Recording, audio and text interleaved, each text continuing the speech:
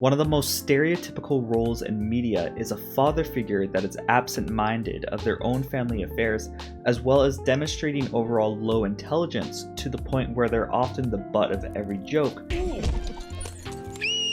So it's extremely refreshing when a piece of media chooses to break free from the norm, such as Bluey, and introduces a character that you can instead use as a personal inspiration to better yourself in your own role as a parent. It's very common to see people reference the dad in Bluey, "It's Dad!" Bandit Healer, as someone they inspired to be due to how phenomenally written the character is, while still being grounded by flaws so he can remain a realistic representation of a parent, even going as far as being granted a Father of the Year award given to real-life people due to how hard the character resonates with parents around the globe. I started talking about Bluey due to my history of working with kids in a therapeutic setting, which has inspired me to start the series, and it feels fitting to be talking about everyone's favorite dad, seeing as last time we deep dived on an episode that focuses on the struggles commonly seen within new parents that can result in feeling like you're doing everything wrong.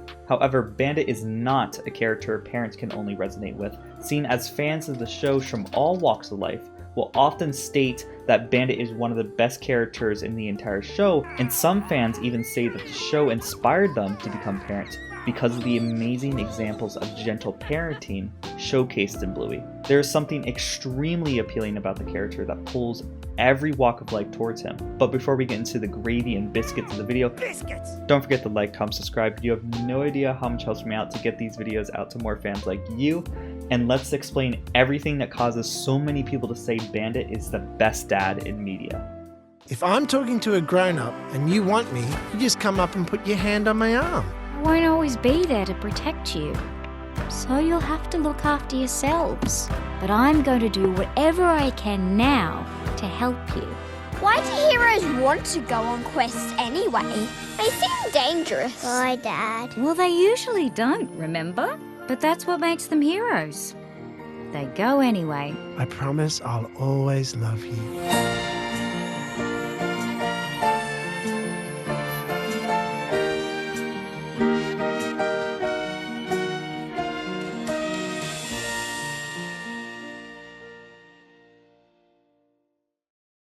Bandit is a character that demonstrates many qualities of being an amazing father in every episode he is present in. But one of the best qualities about him is his ability to insert a valuable life lesson into everything the family does while still making it fun for the kids.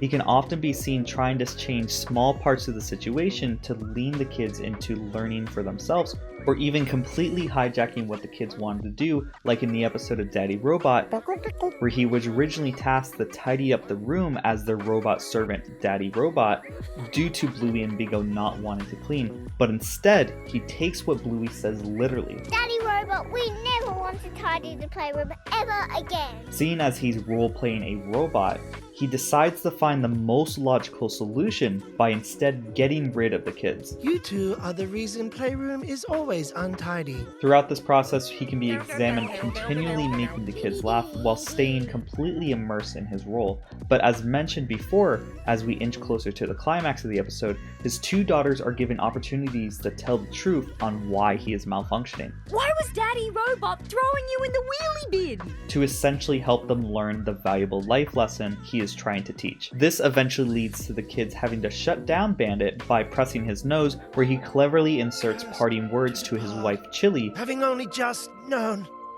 your beauty. to show a small act of love, showing us how he attempts to keep the love alive in his relationship in between the busyness of parenthood, which is another awesome quality that we can see in multiple episodes, but also making his shutdown dramatic to make the kids feel upset over their choice, which ties into a special moment at the end. As the family works diligently on fixing Daddy Robot, the girls are giving another chance to learn the lesson Bandit was trying to teach without it being written out for them, where they admit to their mother why he was malfunctioning in the first place. Well, actually, it's our fault. We ordered Daddy Robot to tidy the playroom for us. By this point, the kids have successfully fixed Daddy Robot, but most importantly, learned their lesson, because as Bandit boots up, they do a role reversal. By making him relax as they clean the room in front of him, being a complete contrast to what is seen earlier, as well as reintroducing Mummy Robot, Cheese and crackers. giving the two of them another tender little moment together as the kids collect their toys. This technique of slowly encouraging the children to figure out the problem for themselves is something that helps children better cement these important ideologies that helps kids grow into respectable adults, or as Chili says, Because lovely little kids turn into lovely grown-ups. Just from this one episode alone, we can see multiple qualities about his character that puts him a notch up in the role of a father compared to other dads in media. He stops at nothing to use the game they play to try to teach his kids. He makes sure the entire time the kids are having fun. I love Teddy Robot. And he somehow finds a way to compliment his wife during all the chaos. What I really love about the way Bandit engages with his children is that during this time you can also tell he's having a ton of fun as well. It's common to see in media dads having to almost be forced to have fun with their children because it's something maybe they didn't want to do, but Bandit makes sure to turn every situation into one he can also have fun in. Being able to have fun with your kids is extremely important, but an excellent lesson that this teaches us is that finding ways to make the activity engaging for you, yourself, can naturally encourage yourself to want to continue to play or play in the future, which in turn makes the kids extremely happy. There are moments that it seems Bandit is reluctant to play, such as tickle crabs. Because I hate tickle crabs. Why? Because you're tickle crabs. Because frankly, who likes to be tickled? But as mentioned before, he turns the situation into one he can also have fun in, where he creates imaginative play with the children by pretending to glue them to the wall, and even pretending to drive them back to the beach to eventually send them back into the ocean. He is even being tickled constantly, but he never chooses to stop being immersed in his role or stop the game abruptly to give himself a moment of rest during this tickle attack, which shows how patient of a father he is. He even demonstrates extreme care and patience in difficult situations and even chaos, such as in Takeaway. This episode is a favorite of mine due to the way the situation grows more and more chaotic as the family waits for their Chinese food to be done. I forgot spring rolls. Oh, your dad and spring rolls. Not leaving without spring rolls. And includes so many situations that a parent is extremely familiar with, such as the numerous amounts of weird questions and requests you get from your children. What do these words say? Please, can I have a shower in it? Oh, can I buy juice? If grown-ups grow from babies and only grown-ups have babies, who had the first baby?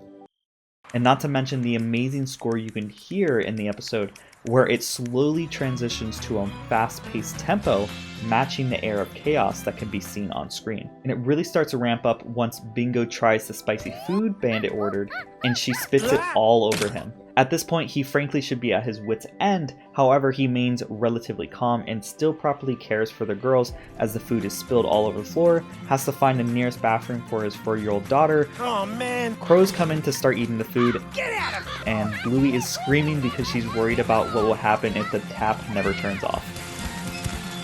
Yeah!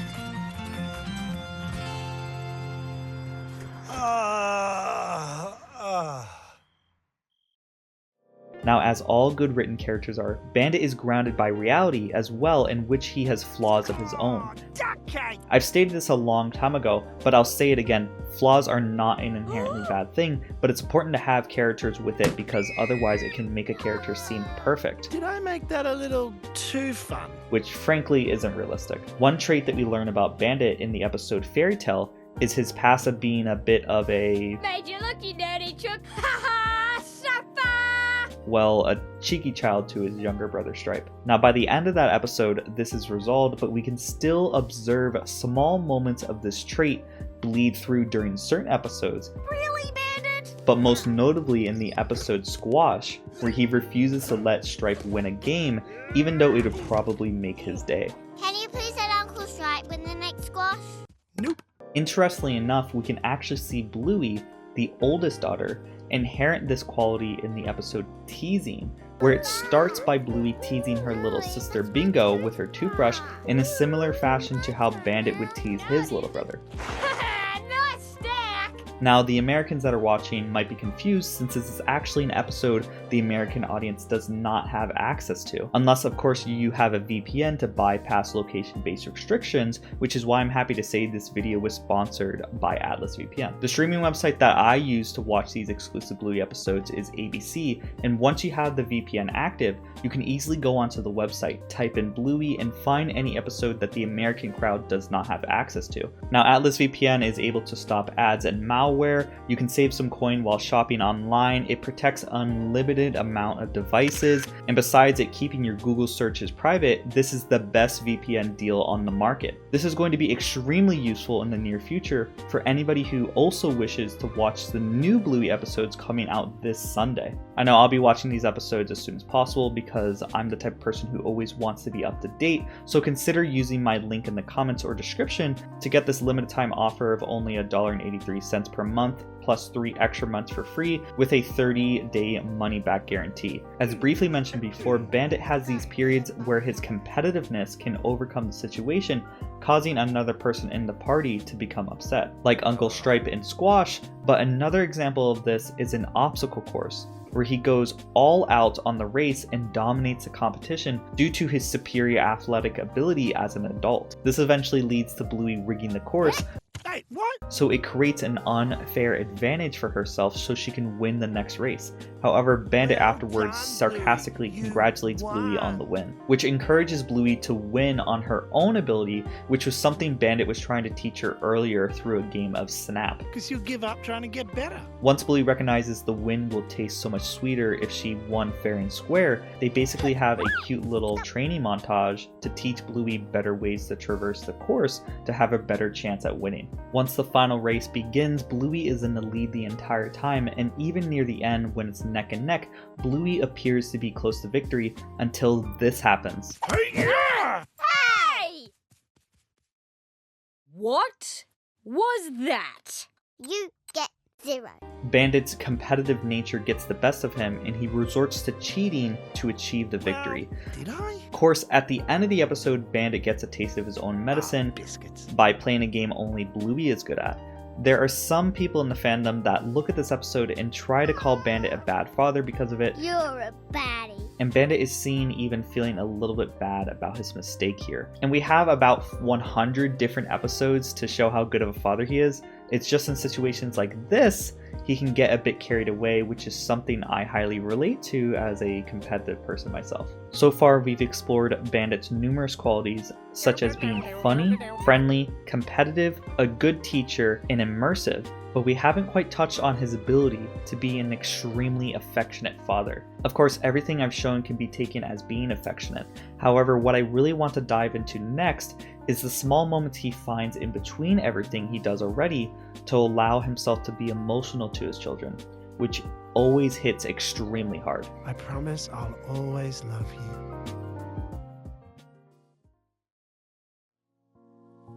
Bandit is at his best in almost every scene we can see him in. However, one thing that turns his character from being an easy 10 out of 10 into a 15 out of 10 for me is the way they allow him to be emotional during certain scenes, especially since in media, dads very rarely get to be the catalyst for moments like these. There are numerous different scenes I can bring up, however I'll try to limit myself, especially considering how long this video is getting already. One quote that I always love to bring up whenever there is a discussion about this character comes from the episode Promises. And frankly, even thinking about it makes me a bit emotional. This episode starts with Bluey promising to clean up the puzzle she was doing in the middle of the house, I promise. as well as Bandit promising Bluey that they would go to the library. Yeah, I promise. However, as the episode pans out, the day progresses until they need to go home, and Bluey didn't get to go to the library, But you promised. nor did Bluey clean up the mess she made. Originally, Bluey is upset with Bandit, but upon hearing that she also didn't keep her promise, Oh, how interesting. they realize both of them messed up, and Chili states, Seems like we've got a promising problem. Yeah. Okay, from now on, no one makes any more promises. But you promised you'd always love us. Whoa, I didn't think this through. because of the natural flaw of this mentality, the Healer family agrees to always keep each other's promises, which causes some conflict in itself, where Bandit is tricked into playing as a toddler in the library, causing him to feel a bit embarrassed in public, which is something we can see him struggle with in an episode like Pirates, with him being noisy around other dads. Could it be? This majestic blue whale is embarrassed to be making funny noises in front of another daddy whale?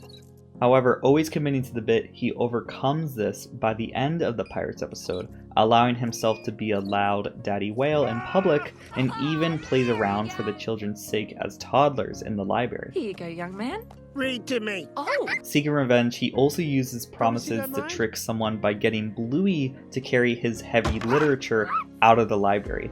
This leads to another conflict resolution where Chili states they can't use promises to trick each other, and they both agree on this. No more promisey tricks. Okay. This leads to Chili asking Bluey to promise to leave the playground when they are ready, which leads to Bluey attempting to have fun at the playground, but unfortunately, she doesn't get the chance to, due to another kid refusing to take turns. Bluey gets interrupted, however, with Bingo yelling for her sister's help Bluey, help! on getting down, where Chili comes by, and with an amazing musical swell, we get to really see Bluey take in what is being said. I don't want to. it's fine, honey. I'll catch you. You promise? I do. I promise. After successfully helping her sister get rescued, she finally gets a chance to do what she wanted to do in the first place, and play on the zipline. However, right before she tries to get on, it's time to leave. You can see her looking back and contemplating on her decision. However, Bluey has learned her lesson and decides to keep her promise to her mother. This entire episode emphasizes the importance of promises, so once we get to this point with the music now slowing down in pace, we get this extremely special line. I promise I'll always love you.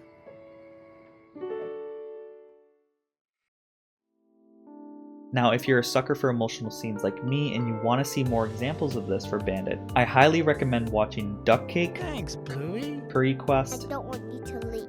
and Perfect. Well, Bluey, it's a good thing you're tough.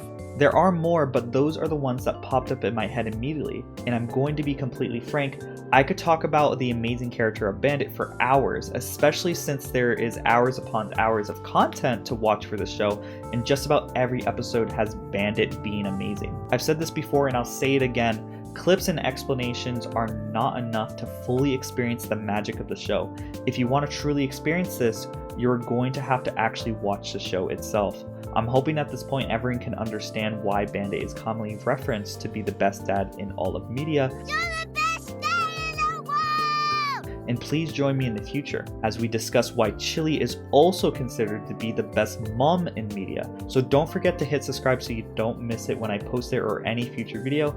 And at this point, I want to point out another milestone the channel has achieved, because we just hit 16,000 subscribers. I literally can't wrap my brain around the intense support and love you guys are giving me.